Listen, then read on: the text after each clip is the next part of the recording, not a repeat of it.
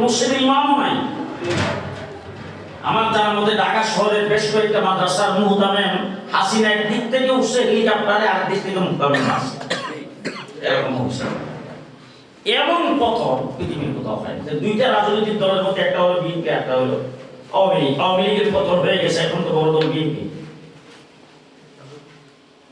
তো আমি কেউ হয়তো এখানে অনেক লোকজন আছেন, মাইন্ড করবেন না আপনারা। বিএনপির নেতৃত্বে যখন আটকাইছিল গেটের সামনে বালু টাকটা সরাইবার মতো ক্ষমতা ছিল না।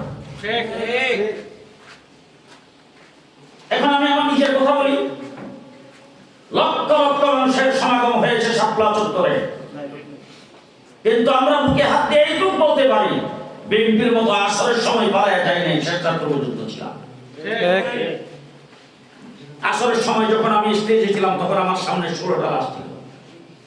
এরপর শেষ রাত্র পর্যন্ত সারা রাত্র আমাদের উপরে গুলি চালানো হয়েছে। এরপর আমরা ফজরের আগ পর্যন্ত ছিলাম। বিএনপি আসর আগিয়ে যাই হোক সেটা কিন্তু আমরাও তো থাকতে পারি নাই। ফজরের পর যখন নিলাম তখন ঘুরে দাঁড়ানো আমাদের জন্য খুব মুশকিল ছিল।